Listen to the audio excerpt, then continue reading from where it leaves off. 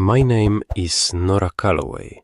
I'm 22 years old, and the morning my father's will was read in a law office on the 4th floor of a building on Meridian Street, I sat in a leather chair with my hands folded in my lap, my face completely still, and I said nothing at all.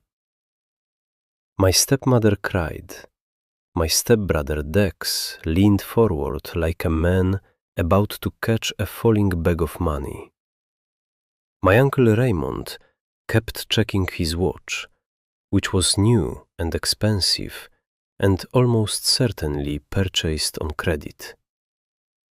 The attorney, a tired man named Philip Stokes, read through the document in a flat, professional voice that made each clause sound like a grocery item being ticked off a list.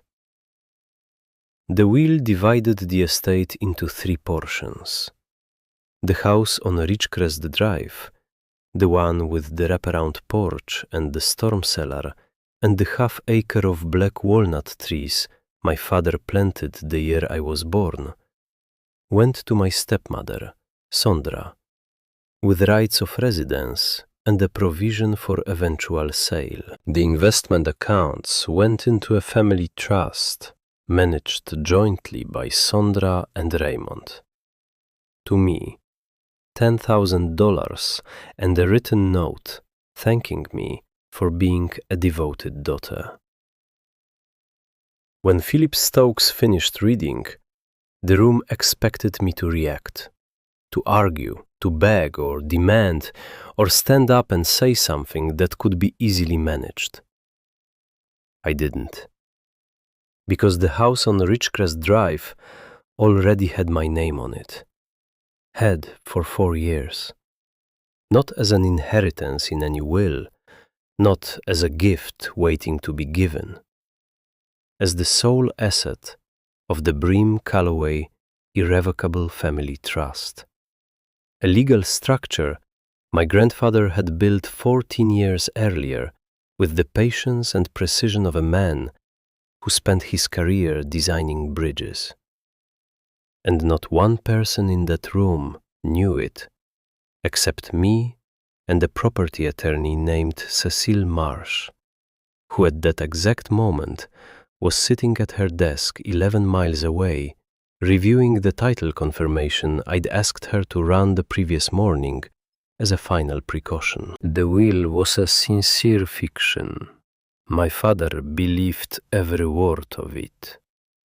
He had lived in that house for 20 years, painted the trim on the wraparound porch, replaced the gutters twice, refinanced a mortgage my grandfather had quietly paid off from trust funds before it reached maturity, and done all of this with the absolute confidence of a man who has never once had reason to check whether the ground beneath him is actually his. He didn't know. He had been doing the thing men do when they've never been told no by a room they've walked into. He had assumed. He had no idea how to know the things he didn't know. Before I tell you how that happened, and what the room looked like when I finally spoke, and what I said to my father across a coffee shop table 3 weeks later, and why I cried in a gas station bathroom 40 miles from home that same evening, not from grief, not from victory, but from the particular exhaustion of carrying a 4-year secret through every dinner and phone call and holiday and quiet conversation with your own father, I need to take you back to the beginning. Hit subscribe, drop your city and your time zone below. I want to know where in the world you're watching this from. Now let me tell you about my father, Thomas Calloway, and the first time I understood who he was. My father was a good-looking man in the way of men who know they're good-looking and have organized their entire personality around the architecture of that fact. Tall, dark-haired, into his late 40s, with a handshake that could convince a stranger of nearly anything in the first 15 seconds of knowing him. He sold commercial real estate for 30 years.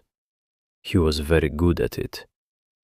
He had an instinct for the gap between what people wanted and what they'd settle for, and he knew how to inhabit that space efficiently. He wasn't cold.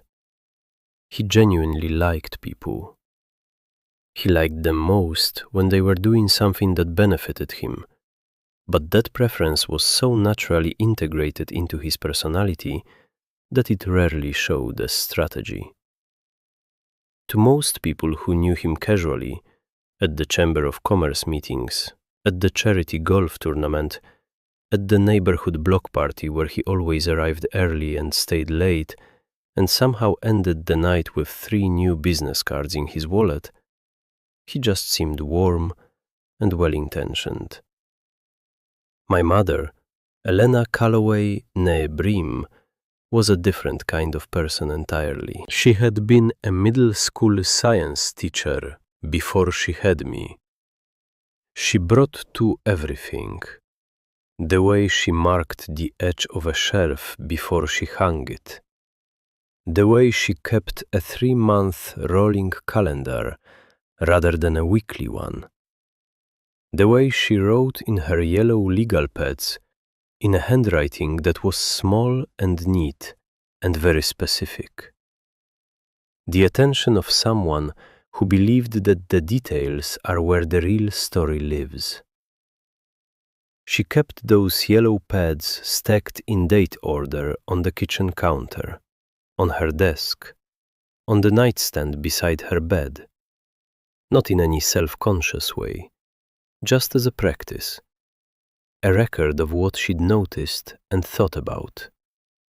Grocery lists alongside observations about something her student had said that week.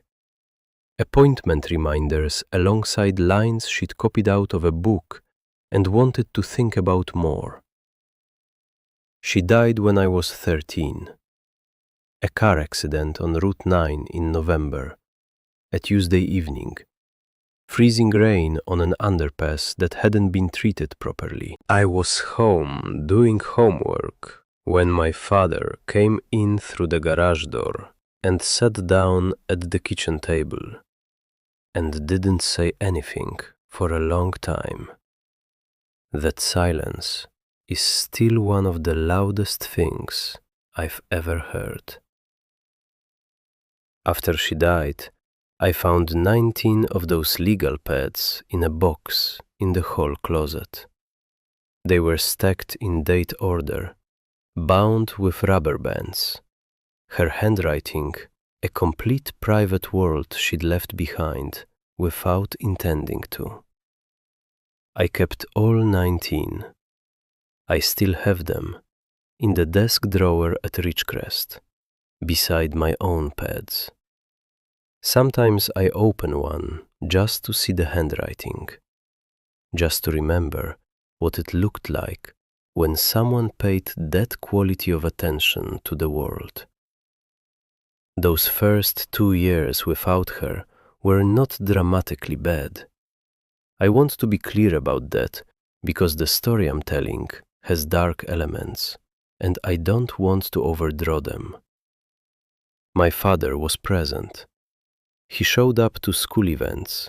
He fed me, drove me, answered my questions when I asked them. He grieved in the way men of his generation grieve, by staying busy, by filling silence with activity, by working more and going to dinner more, and maintaining the surface of a life in motion. He was there.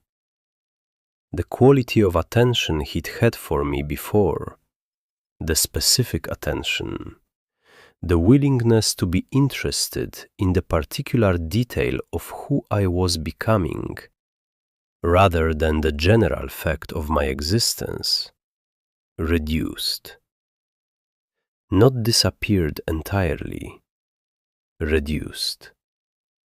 like a radio signal, losing clarity without fully going off. He remarried 2 years after the accident. Her name was Sondra Vich. She was organized and capable, with 2 children from a previous marriage, Dex, who was 15 when the wedding happened, and a younger daughter named Pia, who was 10. I don't have anything complicated to say about Pia. She was a kid, navigating a new situation with more grace than most adults would manage. She was kind to me in the uncertain, careful way children are kind to each other when they sense the ground is not fully stable.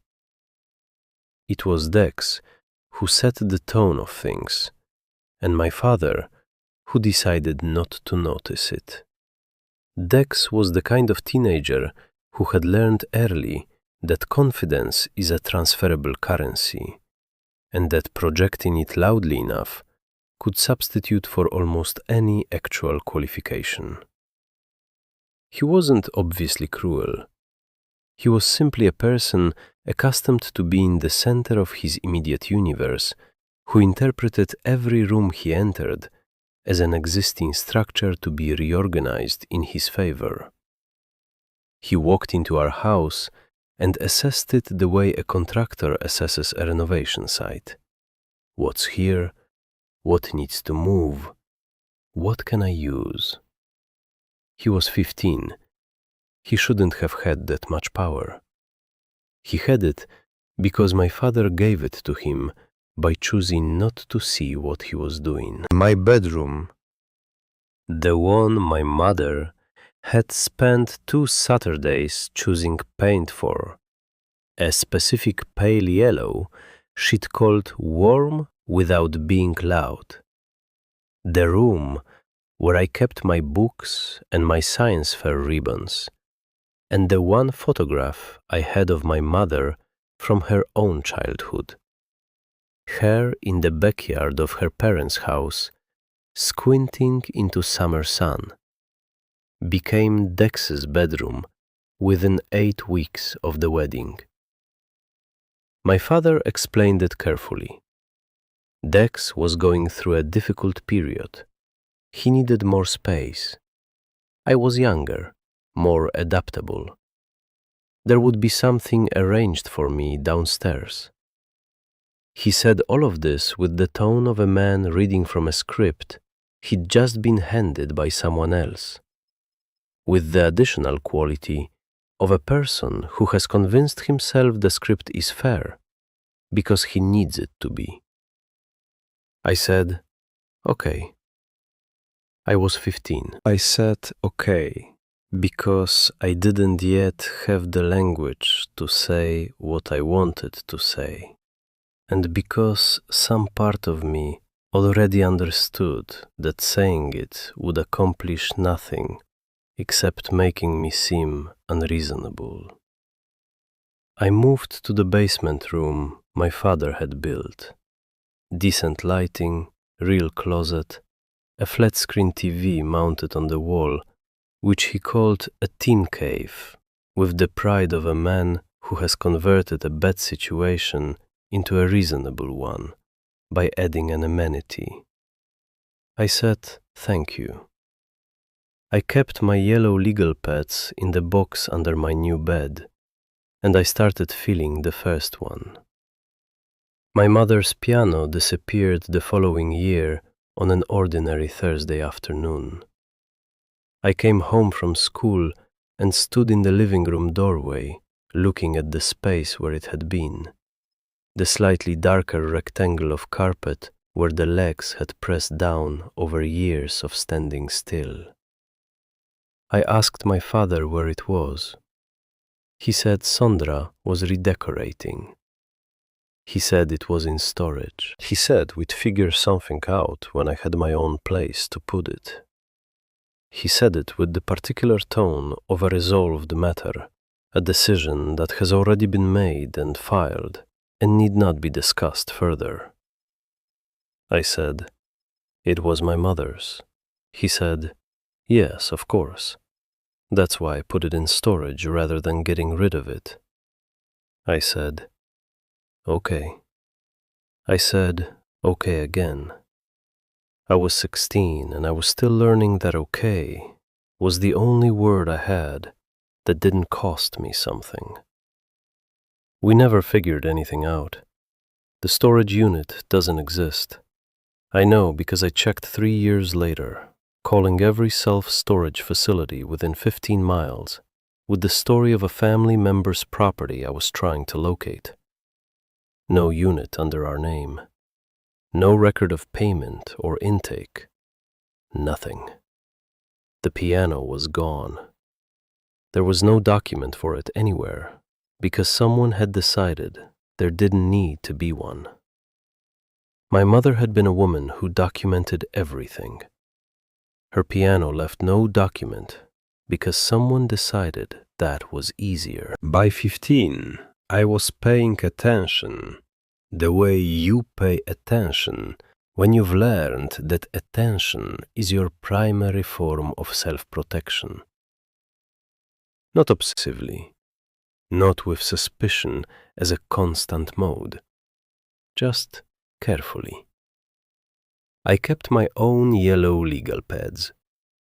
I wrote down what I observed because the act of writing it down made it real in a way that memory alone didn't, and made me feel less like I was losing the thread of a story I was supposed to be the protagonist of. When I heard my father say something at dinner that contradicted what he'd said the week before, I wrote both statements with the dates beside them. When I noticed conversations about money that seemed structured to exclude me from any future calculation, I wrote them down. When Dex received things without asking for them, a car at 16, a laptop upgrade, a credit card for emergencies that funded a weekend trip with his friends while I was working a part-time job at the vet clinic on Whitmore Avenue to buy my own school clothes. I wrote those things down alongside each other. I wasn't keeping score in any vindictive sense. I was keeping a record because that's what my mother did. Because an engineer I loved had given me a notebook and a mechanical pencil and told me never to trust memory for the things that matter.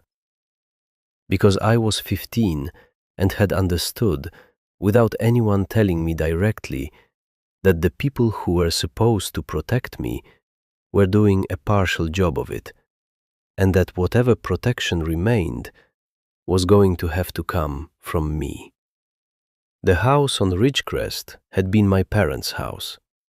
Both names on the mortgage, as far as I knew. But I remembered from things my mother had told me when I was small. In the offhand way parents tell children things they believe are too young to retain, that the house had been purchased partly with her inheritance. Money from her parents that came to her when her grandmother died. She'd mentioned it once with a specific pride, a satisfaction that wasn't about the money, but about what it represented. Something she'd brought into the marriage. Something that was hers in a particular and meaningful sense. Solid ground she'd helped build. By 16, I was sitting in the school library, looking at county assessor websites and thinking carefully about what happened to that fact. I need to tell you about my grandfather on my mother's side, Walter Bream, because without Walter Bream, this story ends completely differently and you're not watching it. Walter Bream was a retired civil engineer from a small city in upstate New York who had in his working life designed and oversaw construction of 11 bridges across 4 states. He thought about most things the way engineers think about bridges. What weight does this need to carry? What forces will act on it over time? What are the failure modes I need to design against? And what do I need to build today so the structure is still standing 30 years from now? He was not warm in the demonstrative sense, not a man of easy hugs or frequent I love yous offered for reassurance. He expressed love through presence and specificity. He remembered the particular things you'd told him. He fixed the broken thing before you thought to ask. He showed up when he said he would. Not approximately, not within a reasonable window, but at the stated time. Because he'd told you he would be there at that time, and he believed that keeping your word was one of the primary obligations of being a person. He sent me, when I was 9, a framed photograph of a window in the rain that he'd taken himself, because I'd mentioned once, in passing, that I liked the way windows looked from the inside on rainy days. Not a generic present, the specific thing. He'd remembered for 3 months and then done something about it. He came to visit twice a year after my mother died. He stayed in a hotel on the county road rather than in our house, insisting it was more convenient. I believe he chose it because he didn't want to sleep in rooms where things had been moved. He took me to dinner. He asked questions that gave me room to say things I needed to say without having to directly ask for the permission to say them. He never editorialized. He never offered verdicts on my father.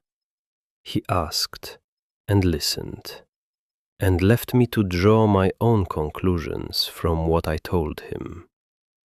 He gave me, on my 15th birthday, a small hardbound notebook and a mechanical pencil. He said, "Keep a record of what you observe. An engineer never trusts memory for the things that matter." I had 8 of my mother's yellow legal pads by then. I understood exactly what he meant. He died when I was 16, a rapid deterioration the doctors hadn't fully anticipated, and I drove the 2-hour round trip on my learner's permit 6 times in the last month of his life. My father thought I was staying at a friend's. I was sitting in a hospital room that smelled of antiseptic and the particular stillness of rooms where time moves differently, watching my grandfather get smaller in his bed and remaining precise in his mind in the way that some people manage, the body failing, the intelligence exact. On the second to last day, he held my hand. His grip was still firm. He looked at me with the particular directness of someone who is using what time remains efficiently. He said, "The house is yours, Nora. Your mother's money built it. I made sure of that years ago. Don't let anyone tell you otherwise. And don't tell them I told you."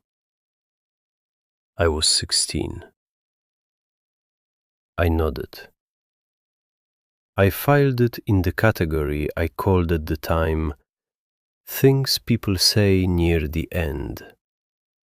Sincere statements. Things that feel true to the person saying them. Things said with genuine love and intention, but perhaps not with precise legal weight. I held his hand. I said, "I know, Grandpa." He closed his eyes. It took me 4 years to understand that Walter Bream had never once in his life said a thing he hadn't already filed. My freshman year at the State University, 90 minutes away, was the year I started learning in earnest what my grandfather had built. Not because I stopped grieving him. I hadn't, not really. But because grief and practical attention are not mutually exclusive. And I had been raised by two people who treated attention as a form of love. Environmental science was my major, land use and watershed management. It sounds like a different subject than property law, but it turns out they share a fundamental question. Who has standing in relation to a piece of the earth? And how is that standing established, protected, and transferred over time? I studied the official curriculum during the day. I taught myself property law at night, in library books and on law school websites, and through the careful use of public databases that are more accessible than most people realize. I learned what a deed of trust was, what an irrevocable trust was, what it meant for a property to be held in a trust versus owned outright, what a successor beneficiary was, what lease pendants meant, what a quitclaim deed was, and when it was legal, and when it wasn't. I filled 2 legal pads with notes. And then, one October evening of my freshman year, I called the county recorder's office from a payphone in the student union. I was 18 and newly understanding how records work, and I wanted mine to be careful. And I asked who was listed as the owner of the property at the Ridgecrest Drive address. The clerk put me on hold for 90 seconds. Then she came back and read me a name. Not Thomas Calloway, not Sandra Calloway, not any variation of my father's name. The Bream Calloway Family Irrevocable Trust. I sat in the library parking lot for 45 minutes after I hung up. I didn't move. I didn't plan. I just sat with the specific physical sensation of having something confirmed that you've been reaching toward for years, not knowing exactly what it was, and now it's in your hand, solid and real, and exactly what you suspected it might be. My grandfather had not said it in that hospital room as comfort. He'd said it as a fact. He'd stood in a lawyer's office years before he sat in that hospital room and transferred the house, my mother's house, built with her inheritance, into a trust structure my father had never known to ask about. He'd done it quietly. He'd recorded it with the county. He'd left the documents with an attorney whose name was in the public record and who had been waiting for 14 years for someone with the right name to come looking. I drove back to my dormitory. I wrote 6 pages in my current legal pad. Then I closed it and started learning in earnest what it meant to formally accept what I'd been given. Finding Cecile Marsh took until second semester. She was listed as attorney of record on the trust documents, which I finally accessed by requesting a full title history on the parcel, something anyone can do at any county recorder's office for a nominal fee, which I paid with a money order bought with cash at the pharmacy on Lincoln Street. Not out of paranoia exactly, but out of a new and developing appreciation for the way records work and how I wanted mine to look. I called her from the student union payphone. I left a message saying I was Nora Calloway, granddaughter of Walter Bream, and I believed I might be a beneficiary of a trust he'd established, and I hoped she might be willing to discuss it. She called back the following afternoon. Her voice was measured, careful, professional. She verified my identity 3 ways before she said a single substantive word. My date of birth, my mother's full maiden name, and the name of the elementary school I'd attended, which my grandfather had, apparently, put in the trust file as a secondary verification question in case I ever came looking. He had thought of that. We met the following Saturday at her downtown office. She was in her early 60s, short-haired, with reading glasses on a chain, and the filing system arranged with the deliberate precision of someone who understands that documents are what the law is actually made of. She opened the trust on her desk and walked me through it the way you'd walk someone through a map of a house they'd always been meant to live in. Your grandfather established this trust 14 years ago, she said. Your mother was alive then. They came in together. She turned a page. The house on Ridgecrest Drive, a savings account, and a small investment portfolio were all transferred into the trust structure at that time. Your mother was co-beneficiary during her lifetime.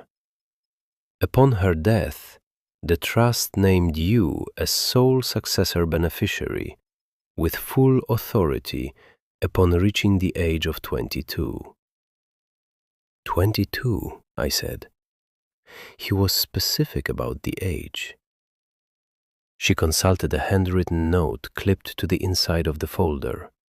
He wrote, 22 is old enough to have made some real decisions and young enough to still need the protection. He also wrote that any person receiving a significant inheritance at 22 will already have met enough people who want things from them to understand exactly what this document is for. I sat with that. And my father? I asked. Thomas Calloway's name does not appear in the trust documents. He has no legal relationship to this property. He never has had one. He doesn't know that. She looked at me carefully. He has never contacted this office. In 14 years, he has never pulled the title on the Ridgecrest property. And your grandfather, I can tell you from direct conversation with him, was deliberate about that. He said, she checked the notes, he said, Thomas finds it easier not to ask questions he doesn't want answered. If he thinks he owns it, he'll behave like he owns it. And by the time he discovers he doesn't, Nora will be protected. I thought about my father, the handshake, the confidence, the man who had never walked into a room where the answer was no. I thought about the piano that disappeared on a Thursday, the basement bedroom, the version of myself I'd become by learning to say okay and mean something else entirely. I thought about Walter Bream pressing his thumb into concrete, checking for what gives. I said, "What do I need to do?" She said, "Show up on your 22nd birthday. Sign one document. I'll handle the rest." I drove home. My father was making coffee when I came in. He looked up and smiled the ordinary smile of a man who expects the people in his house to be where he expects them. "Good afternoon," he said. "Good afternoon," I said. I sat at the oak table. We talked. He asked about school. I asked about his week. It was a Tuesday in October. and the walnut trees outside the window were at their peak autumn color, that deep gold brown that only lasts 4 days before the first hard frost strips it. My father looked at the trees and said, "Your mother always said that color was the best argument for staying somewhere with cold winters." I said, "She was right." He smiled. I went downstairs. I added 4 pages to my legal pad. I underlined Cecile's name. I underlined the date. 4 years. I could do 4 years. 4 years is a long time to know something you cannot say. I want to be honest about what that was actually like, because it would be easy to make it sound strategic and composed, and it wasn't always either. There were nights in my sophomore year when I lay in my apartment bed and felt the secret as a physical weight. Not from fear of what was coming, from the moral complication of watching my father live a life built on a misunderstanding I had chosen not to correct. You can tell yourself it's necessary. You can tell yourself the truth is available to him if he'd ever simply asked the right question. You can tell yourself that your grandfather made a decision and you're honoring it. All of those things were true. And also, lying there in the dark, it was hard. I maintained the practice of annual check-in calls with Cecile. She'd suggested it from the beginning, a yearly review to ensure nothing was being filed at the county level that could create problems before I reached 22. The calls were brief and professional, and I made them from a phone not connected to my family's account, which was probably not a necessary precaution, but was a habit that helped me feel like I was doing something active rather than simply floating toward the date. The year I turned 20, my father required heart surgery. I want to give that the proper weight. He was genuinely sick, and I was genuinely frightened, in the complicated way you're frightened for someone whose love for you has been imperfect, but remains love. I drove the 90 minutes twice a month during his recovery. I organized his prescriptions from the pharmacy. I sat through cardiology appointments and took notes on the doctor's instructions because his handwriting wasn't good enough to be reliable, and I didn't trust Sondra's attention to medical detail. I did these things because they were the right things to do, and because my mother would have done them, and because whatever my father had and hadn't given me, he was still my father, and the person I most wanted to be was the kind who showed up anyway. His recovery year was when the conversations about the house changed character. Before the surgery, Ridgecrest was background noise. Sondra had replaced every piece of furniture my mother had chosen, repainted every room, renovated the kitchen into something sleek and impersonal, in which I had no sense memory of anything at all. The house still stood. The bones were intact, but it had been emptied of my mother's presence, room by room, year by year, with the quiet thoroughness of someone who understands that making a place entirely yours requires removing the evidence of the person before you. After the surgery, the house became a subject. The shift was gradual, like a tide coming in, slowly enough that you don't notice the waterline rising until you're standing in something deeper than you intended. Property taxes mentioned at dinner in November the age of the HVAC system. My father on the living room couch in the evenings, with his newspaper, saying things like, "A house this size doesn't make sense long term," or "Property values in this area have really gone up." Sondra said things like, "It's a lot to maintain." Dex, who had moved back in for the recovery and stayed in the way of water that finds its level, said things like, "Have you thought about where you'd want to be long term?" He used the word "you'd" when I was sitting right there, as though I were not part of the calculation. He wasn't even subtle about it. He had never had to be subtle about anything, because nobody had ever required it of him. My Uncle Raymond started appearing more frequently. Dinners, phone calls in the evenings. He came with the air of a man who has looked carefully at something and decided there's opportunity in it. He brought my father a book about asset management.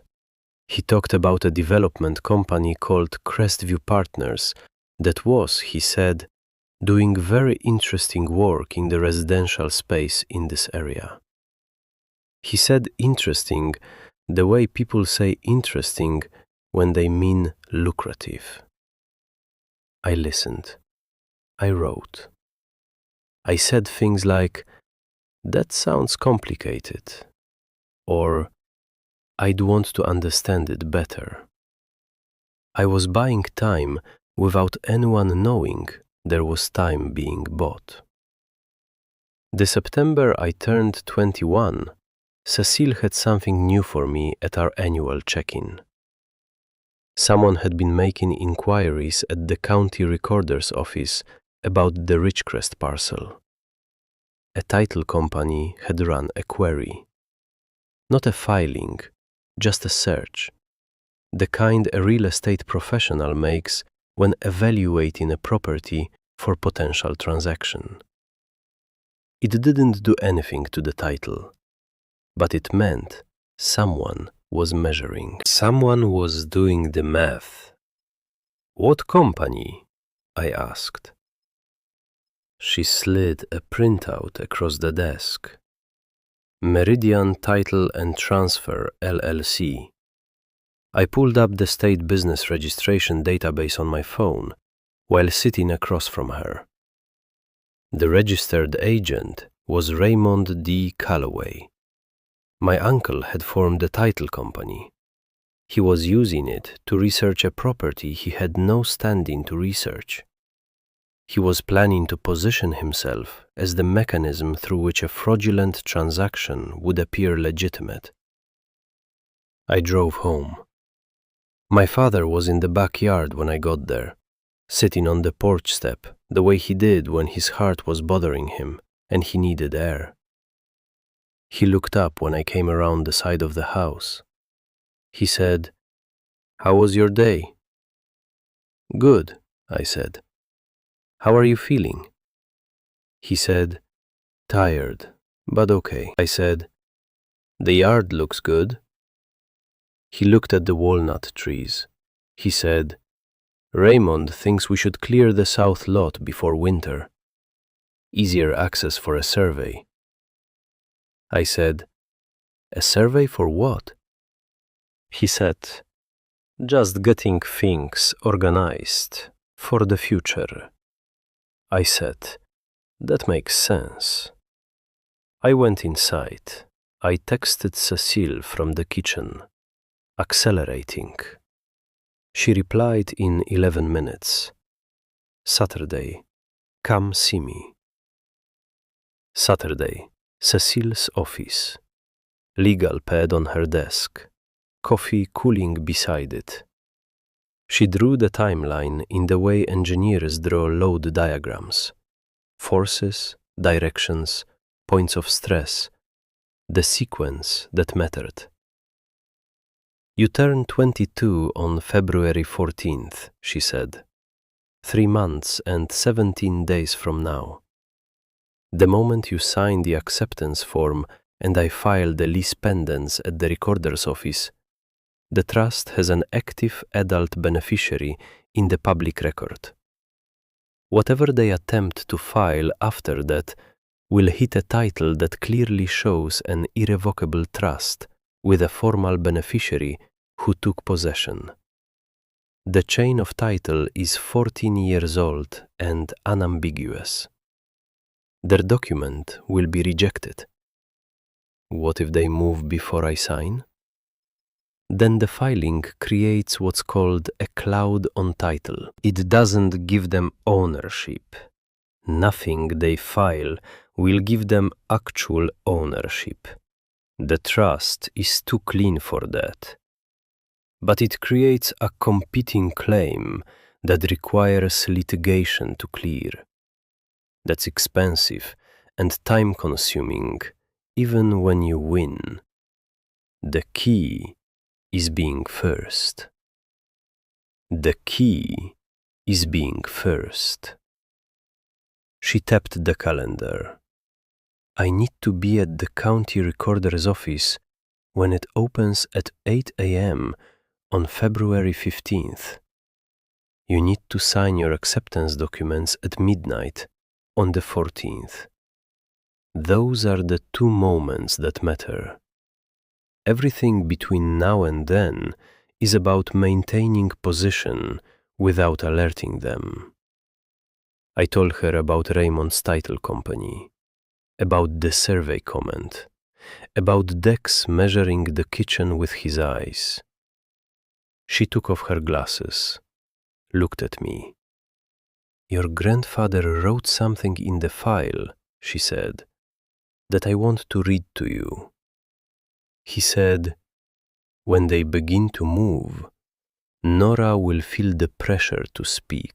Remind her that the only reason the pressure is working is because they are afraid of what they can't see. The less she shows, the more afraid they become. Let them be afraid. Fear makes them fast. Fast makes them careless. I stared at the legal pad on her desk. He wrote that? I said. She turned the page toward me.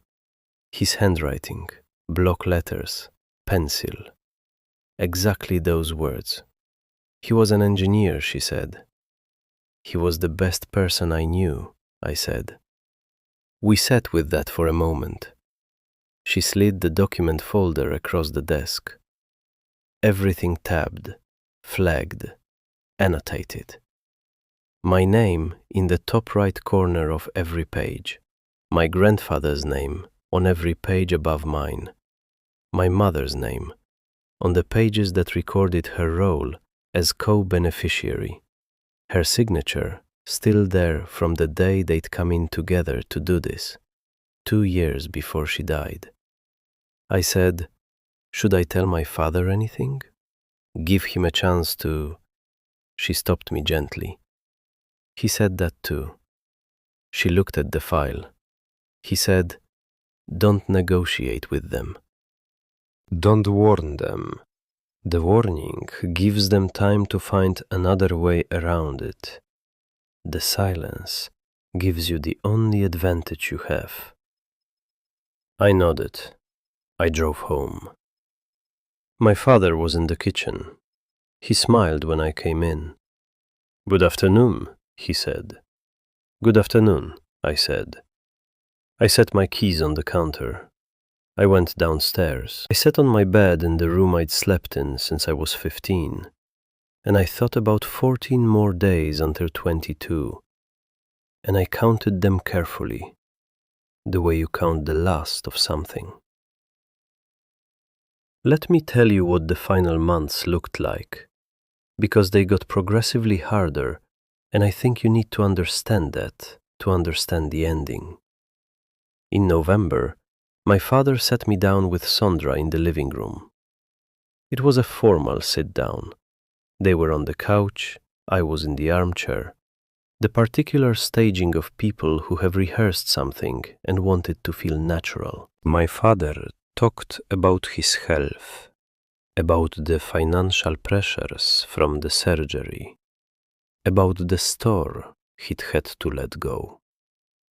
He talked about wanting to provide security for his family while he still could. He mentioned a figure, somewhere around the high sixes, as what the house might bring in the current market.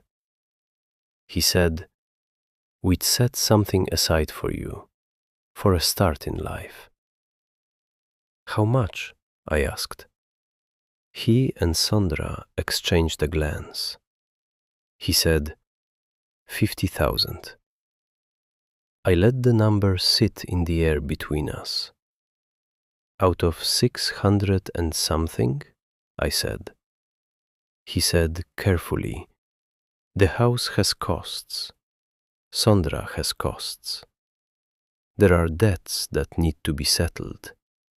What's left over?" I said, "I'll think about it." He relaxed, 1 degree of tension leaving his shoulders. He nodded. He said, "That's all I'm asking."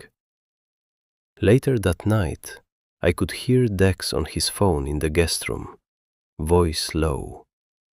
I caught the shape of the conversation through the wall. He was reporting back to someone, Raymond I assumed, that I'd said I'd think about it, that I hadn't objected, that I seemed manageable. That word, manageable. I wrote it down in my legal pad with the date and the time. December. Raymond came for Sunday dinner. He sat at the table with the confidence of a man for whom confidence is a professional tool, well-maintained and regularly deployed. After the meal, he walked me to the porch and talked about Crestview Partners for 15 minutes. He was specific, intentional, calibrated. He said they were paying very well for this kind of parcel. He said the process would be simple. He said my name would be on the paperwork because, after all, I was almost 22, and they wanted me included in the family's decision. He said, 50,000 for you, right at closing, tax-free, as a gift from the family. I said, "That's generous." He smiled. He said, "You've always been a reasonable person, Nora." I said, "I try to be." He said, "Then let's make sure we all understand the plan before your birthday. Keep things simple." I said, "I'll talk to my dad."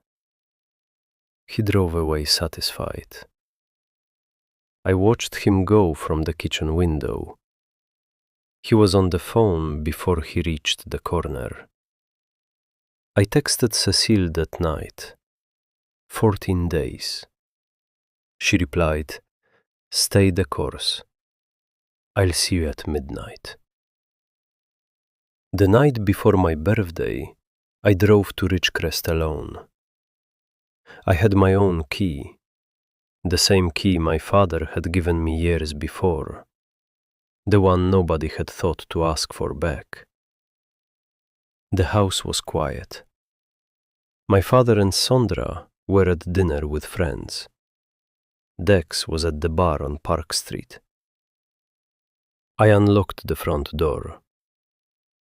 The house smelled the same as it always had, that particular mixture of old wood and furnace warmth, and the faint cedar of the hall closet, the specific signature of that specific house that no renovation had managed to change, because it was in the structure itself, in the walls and the floors and the bones. I walked through every room. The kitchen with the oak table still bolted to the floor, still level, still solid.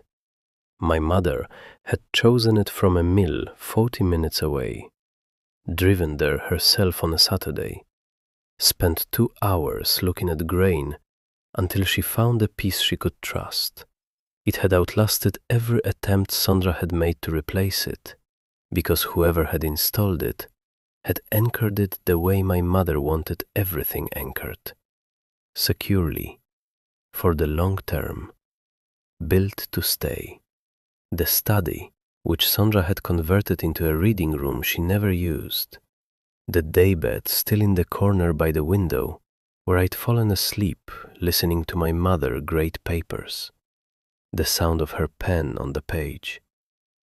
The small, deliberate sound of decisions being made. The hallway with the built-in shelves my grandfather had added in the 80s, measured and leveled and permanently affixed. The kind of carpentry that treats itself as a permanent contribution to the structure, rather than a temporary addition. In the back of the study closet, behind Sandra's storage boxes and a collection of miscellaneous cables the house had accumulated, I found an envelope. My name on the front in Walter Bream's handwriting. Block letters, pencil, precise. I sat on the daybed to open it. 1 page, graph paper, pencil. The handwriting, even through the first 3 paragraphs, going softer toward the end, the way his handwriting always did when he was getting tired. He wrote, "I know Thomas will see the house as an asset before he ever sees it as a home. I don't blame him. He's my son, and I love him. But he has always understood the price of things more readily than their value. And I couldn't leave the house to someone who would turn it into an argument about money before the funeral flowers were cleared." He wrote, "I chose you, Nora, not because you're perfect, but because you're the one who asked whether the roof needed patching before you ever asked what the place was worth. That's rare. Don't let anyone tell you it isn't." He wrote, "The portfolio has been growing for 30 years on your mother's behalf and mine. Use it carefully. Don't let anyone rush you." And then, at the bottom, the handwriting larger, softer, the letters not quite as certain. "Your mother used to say the trees in the backyard were the reason she chose this house. Not the kitchen, not the light, not the neighborhood. The trees. She said she wanted to live somewhere that something had been growing longer than she had. Take care of them. They are yours. They have been waiting." I folded the letter. I sat on the daybed for a long time, not planning, not strategizing, just sitting in the study where my mother had made her careful decisions, in the house she'd helped build with her own inheritance. In the dark, on the eve of my 22nd birthday, and letting myself cry in the quiet way of someone who has been strong for a long time and has finally found a room that's safe to stop in. I cried because I missed my mother. That's the root of all of it. Everything in this story grows from that one irreducible fact. If Elena Calloway had lived, she would have told me herself. She would have sat me down at some point and said, "Your grandfather and I built something to protect you, and here's how it works." She would have taught me to understand it. She wouldn't have had to hide it. I cried because I wished my father had been the man who planted trees all the way through. And then I dried my face. I locked the front door. I drove back to my apartment. I set my alarm for 11:50. I lay down. I did not sleep. At midnight, I opened my laptop. Cecile appeared on the video call at her home office desk, reading glasses on, desk lamp lit. "Ready?" she said. "Ready." She walked me through the documents one final time, clear and methodical, the way she'd done in her office every year for 4 years. The acceptance of successor beneficiary form, 1 page, my name in the space below my grandfather's name, below my mother's name. The last link in a chain of intention that had been laid down 14 years before. I signed at 12:04 a.m. From this moment, Cecile said, the trust has an active adult beneficiary. I'll be at the recorder's office when it opens. I'll file the lease pendants. The title will be flagged. Anything they attempt to file after that will be rejected on chain of title grounds. I said, "Thank you." She said, "Your grandfather built this well. You just had to be old enough to step into it." I closed the laptop. I lay back on my bed. The city made its ordinary sounds. Somewhere down the street, a dog barked twice and stopped. I was 22 years old. I was the legal beneficiary of the Nora Calloway Irrevocable Family Trust. And across town, my uncle was finalizing documents that were already worth nothing. He just didn't know it yet. What was happening across town while I was signing, I only assembled afterward. From Cecile's account, from the county recorder's documentation, from what my father eventually told me in our harder conversations, and from the court filings that became public record 6 weeks later. Raymond had been planning this for months, with the confidence of a man who has done many transactions, and believes this one is not materially different from the rest. He'd had a quitclaim deed prepared by a paralegal he used regularly, a document transferring the Ridgecrest property from Thomas Calloway as heir to Meridian Title and Transfer LLC, which Raymond wholly owned. He'd signed the letter of intent with Crestview Partners 7 weeks earlier. $695,000, cash transaction, closing within 60 days of clear title delivery. If he couldn't deliver clear title in 60 days, he owed Crestview a 10% penalty, $69,500. He'd signed that letter of intent before confirming that the property was in my father's estate at all. He had assumed. A man who sold real estate for a living, whose professional obligation was to verify title before representing ownership, had assumed.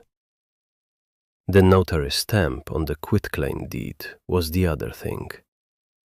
It appeared to belong to a registered notary named Greta Connell, with a practice in the county. Greta Connell had never notarized any document for Raymond Calloway or Meridian Title and Transfer. She had no knowledge of the Ridgecrest address.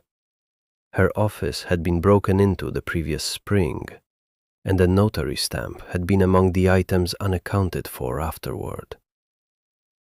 Raymond had presumably calculated that detail would remain unconnected. It didn't remain unconnected. At 8 a.m. on February 15th, Cecile Marsh walked through the front door of the county recorder's office in a gray blazer with a leather folder, and was the first person through the door when the clerk unlocked the counter. She presented the acceptance form, the certified trust documentation, and the lease pendants notice. The clerk reviewed the title history. 14 years clean, unambiguous, recorded and uncontested, and stamped everything at 8:11 a.m. She called me at 8:47. "It's recorded," she said. "The lease pendants is on file. The trust shows as sole owner. Whatever they bring in will be rejected on chain of title grounds." I was on the floor of my apartment, coffee in hand, morning light coming in at an angle through the blinds. I said, "Thank you." She said, "Walter Bream would have said, 'Of course.' He planned for it." Raymond and my father arrived at the recorder's office at 9:15 with the quitclaim deed and the folder Raymond always carried. I know this because Cecile had stayed in the waiting area. She sat near the door and watched. Raymond approached the counter with the easy confidence of a man who has closed many transactions. The clerk took the document, typed in the parcel number, read the screen, typed it again, read it again. "I can't record this document," she said. Raymond said, "Excuse me?" "The property title is held under the Bream Calloway Irrevocable Family Trust. There's also a lease pendants filed this morning, and the chain of title shows trust ownership since 2009. This quitclaim doesn't match the current owner of record." My father said, "There's no trust. Our parents never—" He stopped, seemed to catch something in his own voice. The clerk said evenly, "The attorney of record is listed as a Cecile Marsh. I'd recommend contacting her office." Raymond's hand went flat on the counter. Cecile told me later that what she saw in his face when the clerk said her name was not anger, not disbelief, but the specific expression of a person who has just understood that the woman sitting quietly in the waiting area by the door is the reason none of this worked.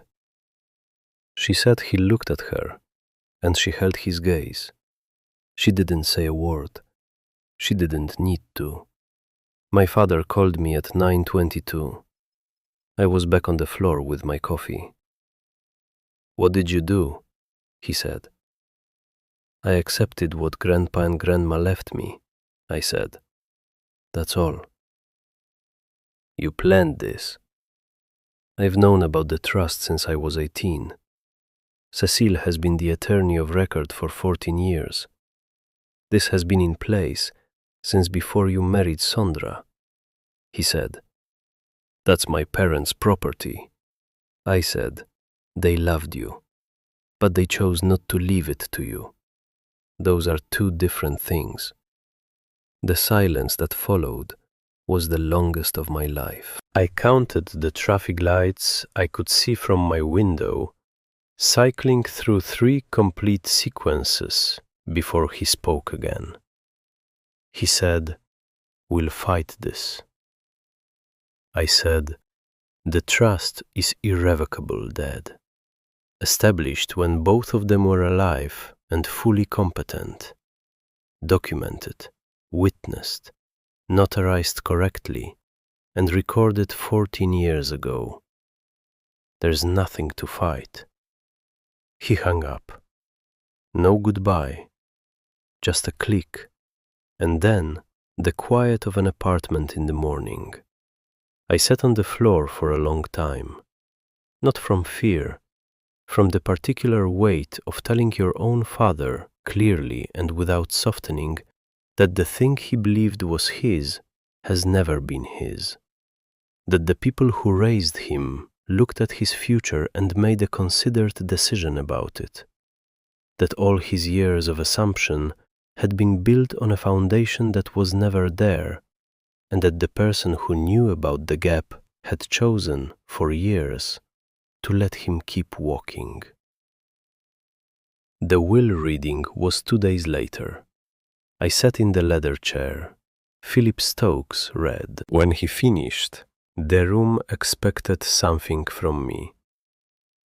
I said nothing, because everything worth saying had already been recorded at the county recorder's office at 8:11 a.m.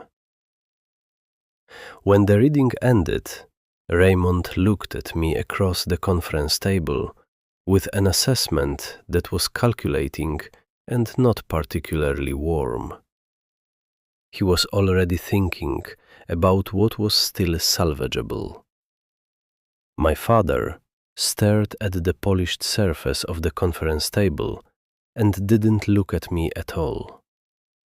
Sondra had gone very still, in the way of a person who understands that the ground has shifted and is waiting to find out how far. I said thank you to Philip Stokes for his time. I put on my coat. I pressed the elevator button. In the elevator, alone, the doors closing, I exhaled for what felt like the first time in 4 years. Raymond's consequences came in sequence, each one making a particular sound when it landed. Crestview Partners filed their civil suit within 10 days of the recorder's office visit. Their lawyers were efficient.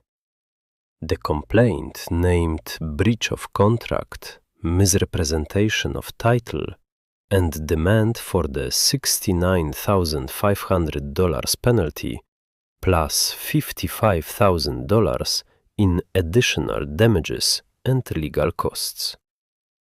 Raymond received it by certified mail on a Tuesday and called my father that afternoon. I know this because my father told me later, during one of our harder conversations. He said Raymond called and said, "I need you to fix this." He said my father told him, "There's nothing to fix." He said Raymond said, "I'm going to lose everything." He said my father was quiet for a moment and then said, "So am I." The forged notary stamp was referred to the county district attorney's office by the recorder's clerk. The investigation moved at the deliberate pace of these things and then concluded quickly when Greta Connell gave her statement confirming she had never notarized any document for Raymond and that a stamp had been unaccounted for since the break-in the previous spring. The charge came down 6 weeks later. Document fraud, first degree. Raymond's real estate license was suspended pending outcome. His income stopped. Court filings are public record. The local paper ran a brief item in the county records section in March. In a town of a certain size, a brief item in the county records section is sufficient. Word moved through the Rotary Club, the church parking lot, the gas station on Route 12, in the way that stories move when the people hearing them already know the families involved. I said nothing to anyone. The record spoke for itself. My father did not contest the trust. Cecile had told him, in the one conversation they had through the respective attorneys, that the cost of contesting an irrevocable trust established by fully competent grantors with documented witnesses and 14 years of clean recording would exceed the value of any settlement, and the case would fail regardless. He called his attorney. His attorney confirmed it. That was the end of that particular chapter. What came next, which I want to be precise about, because I think it matters. My father did something I hadn't expected. He sold the store that he'd been holding on to past the point where it made financial sense. He took the loss, settled with the bank, and then called me. Not to ask for anything, just to call. He said, I need to talk to you. Not about the house. About other things. I said, okay. He said, not on the phone. Can we have coffee? I said, yes. The coffee shop on Birch Street. Neutral ground, public, calm. He came alone. He was wearing a flannel shirt I hadn't seen in years, one from before the surgery, and Sondra, and the store, and all the things that had accumulated between us. He looked older, and also, strangely, more like himself than he had in years. The version without the performance of confidence. Just a person. We ordered. I waited until the cups were on the table. I love you, I said. I need you to know that. Both of those words are true. He held his mug with both hands. I said, the house is mine. It's been mine since my grandfather made it mine. And I'm not going to apologize for that or give it up. And I'm not going to be made to feel that keeping the promise to my grandmother makes me a bad daughter. I said, I know you were struggling. I know the surgery scared you, and the money scared you. And I know you thought the house was the solution. I'm not saying none of that was real. I'm saying the house was never yours to offer as a solution. He was quiet. I said, I also know you didn't forge a notary stamp. I know you made bad choices, but you didn't make that choice. Raymond made that choice. And I'm not equating you with Raymond. He looked up. I said, what I need from you, if we're going to have a relationship going forward, is honesty, not performance. Not the version of things that makes everything sound reasonable and nobody too much at fault. Just what actually happened and why, and what you're willing to do differently. He looked at the table. He said, I don't know how to be the father I should have been. I said, I'm not asking you to go back. I'm asking you to be honest from here. He nodded. One small nod.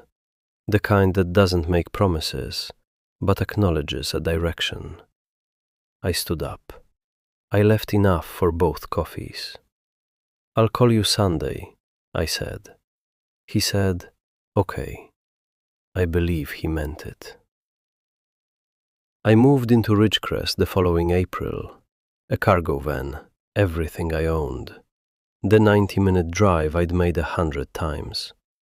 I stood in the entryway for a long time before I brought in the first box. The house smelled the same as it always had. That specific combination of old wood and furnace heat, and the cedar and something I could never quite name. The particular signature of that particular house that no renovation had succeeded in replacing, because it was in the structure itself. I walked through every room before I unpacked a single thing. The kitchen with the oak table, still bolted to the floor, still level. The table my mother had driven 40 minutes to find because she wanted a piece of wood she could trust. The study, the daybed still in the corner, the window with the morning light. The hallway shelves my grandfather had installed and made permanent. The south side of the fence along the property line, which had 3 posts that needed replacing. I pressed my thumb into the grain of each one. 2 gave. 1 held. I added it to the maintenance list. The walnut trees, in early spring leaf, beginning the season's growth. I unpacked my books. I put my mother's 19 yellow legal pads in the desk drawer, rubber-banded in date order. I put my own 19 beside them. 38 years of attention to the world, organized by date. An inheritance I hadn't had to fight for because it had already been given freely, year by year, pad by pad. I made coffee. I sat on the porch. The black walnut trees stood in the backyard in the early April light. 30 of them. Each one a record of something Walter Bream wanted to remember. My birth was in the middle of the line.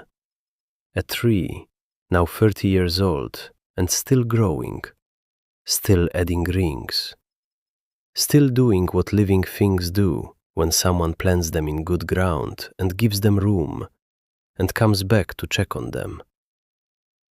My grandfather had planted the first one the year my mother was born.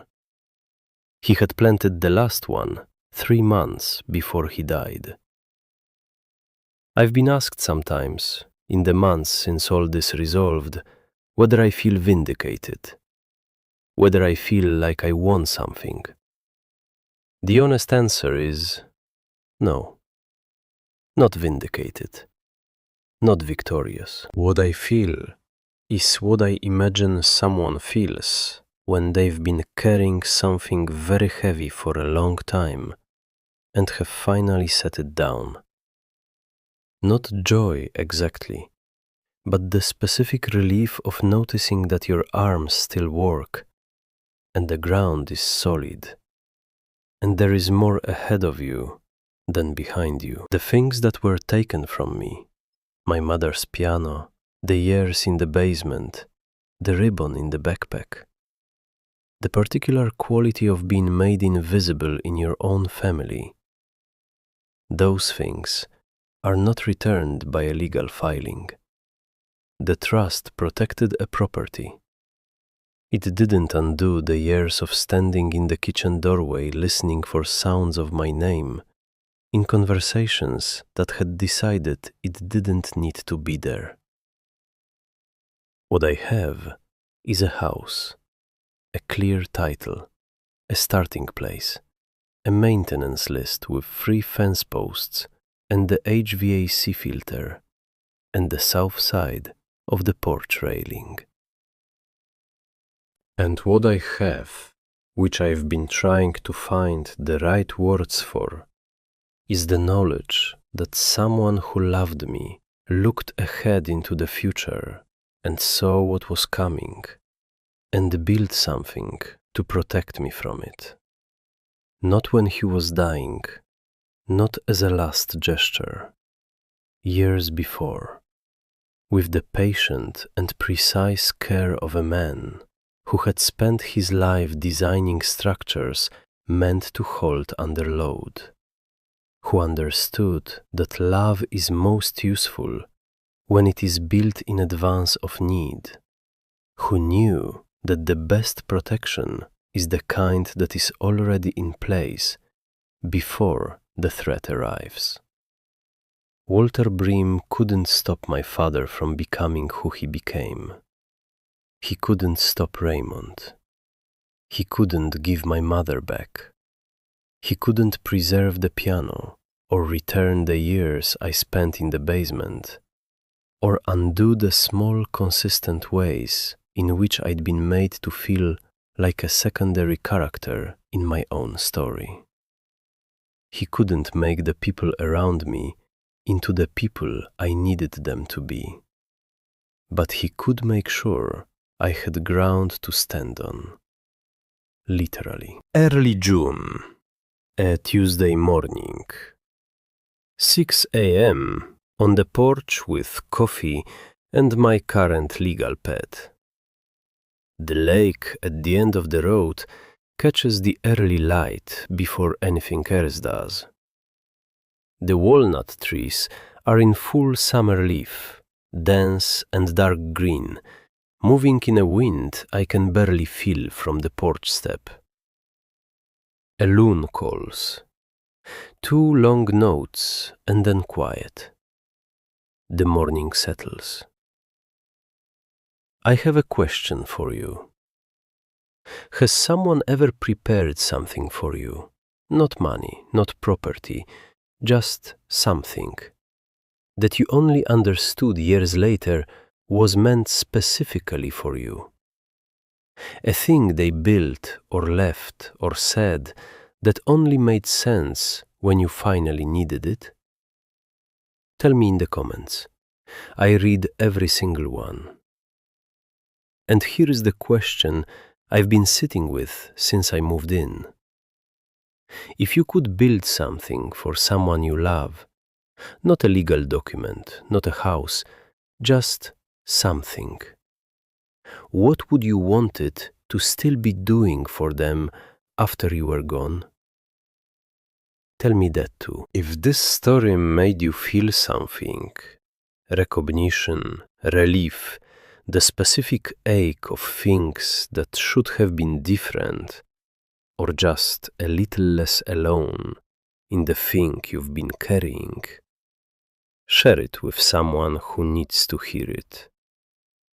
And if you haven't subscribed yet, I'd love to have you here for the next one.